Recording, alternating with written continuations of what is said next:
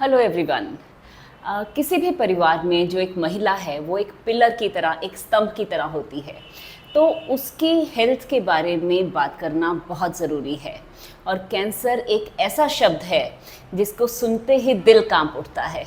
तो आज इस वीडियो में मैं बात करूंगी महिलाओं में होने वाले एक बहुत ही कॉमन कैंसर की, जो है cervical cancer.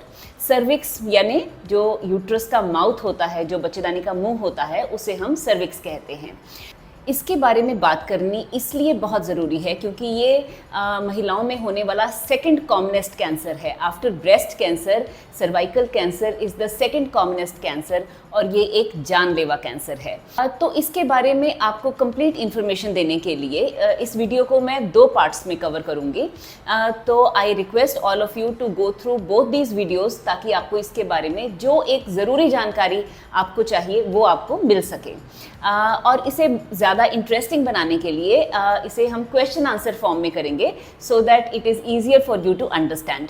Now the first question कि जो सर्वाइकल कैंसर है ये किसे हो सकता है। देखिए, जो भी महिला सेक्सुअली एक्टिव है उसमें ये कैंसर हो सकता है, लेकिन जैसे जैसे महिला की उम्र बढ़ती जाती है इसका इंसिडेंस भी बढ़ता जाता है। जैसे जो लेडीज सेक्सुअली एक्टिव नहीं होती, जैसे जो नन्स वगैरह हैं, तो उनमें इसका इंसिडेंस कम देखा जाता है, but otherwise it can happen to any female.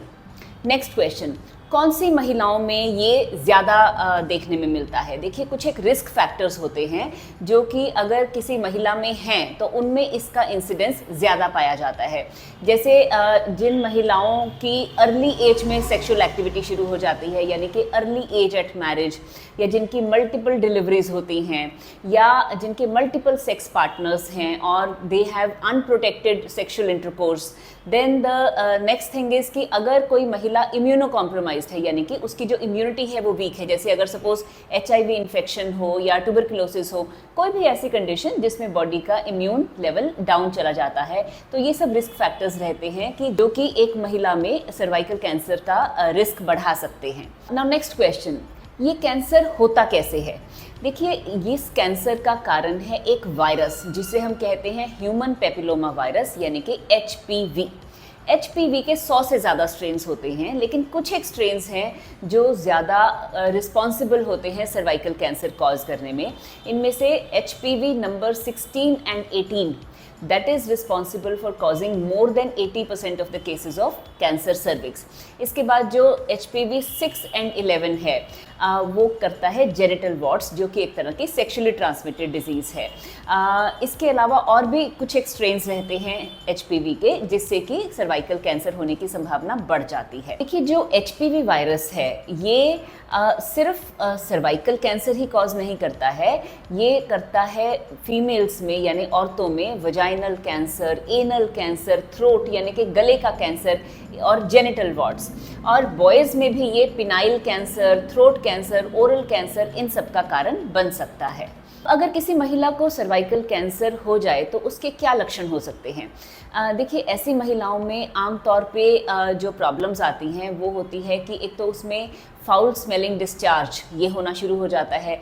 Secondly, जो इर्रेगुलर वजाइनल ब्लीडिंग, ये एक बहुत ही कॉमन कारण होता है, यानी कि जैसे जब मेंसेस आ गए तो उसके बाद पेशेंट को इर्रेगुलर ब्लीडिंग हो जाती है। स्पेशली फिजिकल कांटेक्ट के बाद ब्लीडिंग का होना ये एक बहुत ही हमारे लिए सस्पिशियस यानी कि चिंताजनक कारण होता है, जिसमें हमें पेशेंट को कम्प्लीटली इवैल्यूएट करना होता है to rule out any pathology. इसके अलावा महिलाओं में एक सेंस ऑफ वेल बीइंग का ना होना, पेन लोअर एब्डोमेन, ये सब सिम्टम्स हो सकते हैं सर्वाइकल कैंसर के, and they warrant complete investigations. Next question कि जो HPV है यानी ह्यूमन पेपिलोमा वायरस है, ये कैसे सर्वाइकल कैंसर कॉज करता है।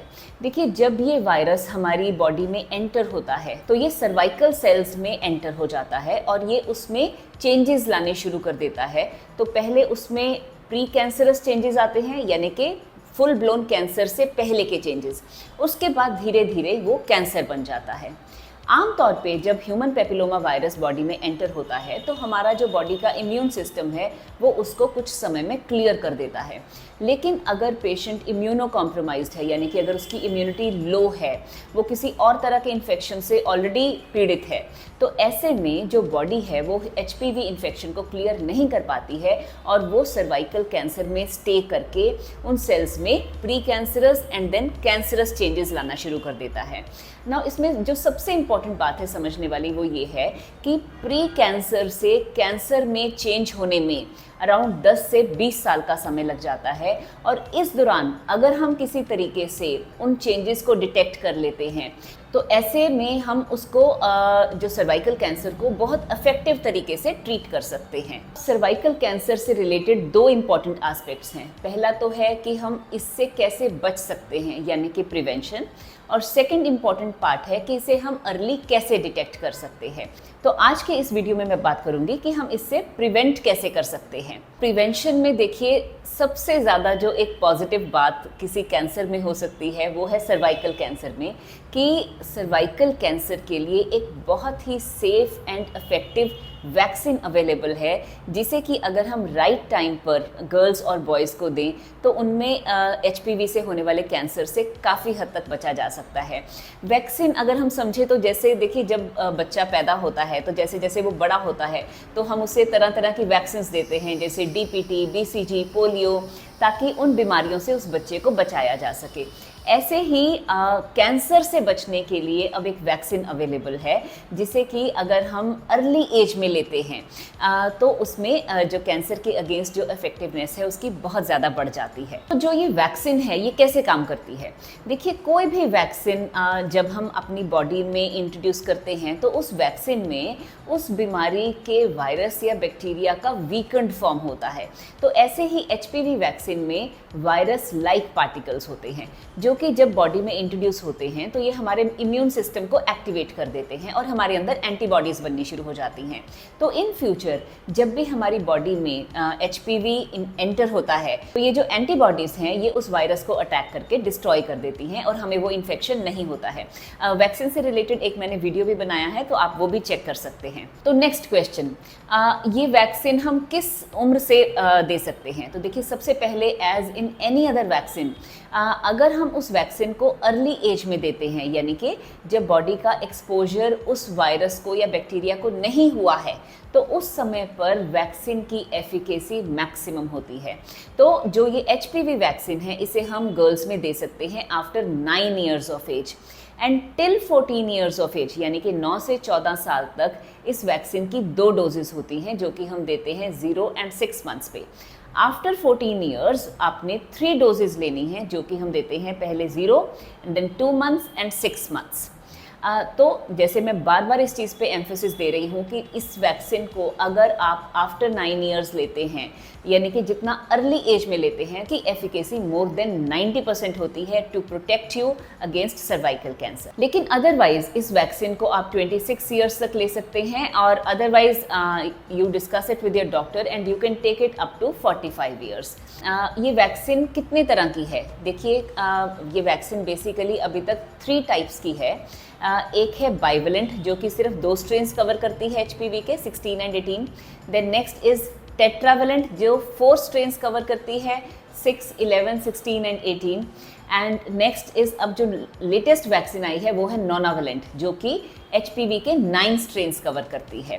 तो इसकी जो कॉस्ट है वो अराउंड आप लगाइए 2000 से लेकर अराउंड 10,000 के करीब तक रहती है। और इसका वैक्सीन का स्केड्यूल मैं आपको बता ही चुकी हूँ कि अगर आप इसे 15 साल से ऊपर लेते हैं तो इसकी 3 डोजेस जो हैं वो लगानी पड़ती हैं। तो ये कैंसर की जो वैक्सीन है ये आपको सिर्फ सर्वाइकल कैंसर से प्रोटेक्शन नहीं देती है, ये आपको vaginal cancer, anal cancer, throat cancer और बॉयज़ में पिनाइल कैंसर और जेनिटल वॉर्ट्स, इन सब से भी प्रोटेक्ट करती है। सर्वाइकल कैंसर से रिलेटेड जो सेकंड इंपॉर्टेंट पार्ट है वो है इसकी अर्ली डिटेक्शन, जो कि हम करते हैं पैप स्मीयर, जिसे हम पानी टेस्ट करते हैं। ये मैं कवर करूंगी अपने नेक्स्ट वीडियो में। So what are the main things that we learn from this video about cervical cancer, कि सबसे पहले तो ये कैंसर होता है एक वायरस से। इससे बचा जा सकता है with the help of a vaccine which is very safe, very effective. लोगों के मन में एक ये बहुत मिसकंसेप्शन होता है कि इससे एलर्जी हो जाती है, इससे आगे जाके लड़कियों में गर्भ नहीं ठहरता, तो ऐसा किसी भी चीज़ का एविडेंस अवेलेबल नहीं है। So this is totally safe. और इसके माइनर साइड इफ़ेक्ट्स हो सकते हैं जो कि किसी भी वैक्सीन से हो सकते हैं, यानी कि इंजेक्शन साइट पर पेन होना या कोई स्वेलिंग आना या माइल्ड फीवर होना, but these are not the serious side effects with this vaccine. तो ये मतलब बड़ी जल्दी ठीक हो जाते हैं। Second thing is that we have to follow safe sex practices, क्योंकि जो HPV इन्फेक्शन है ये स्प्रेड करता है सेक्शुअल एक्टिविटी से। Then the third important thing is to have your regular pap smear done. This is something very very important. This is something as important as taking the HPV vaccine. तो I really hope कि आपको इससे अच्छी जानकारी मिली होगी. If you like the content, do like and share the video and stay tuned to part 2 in which I will cover pap smear. Thank you.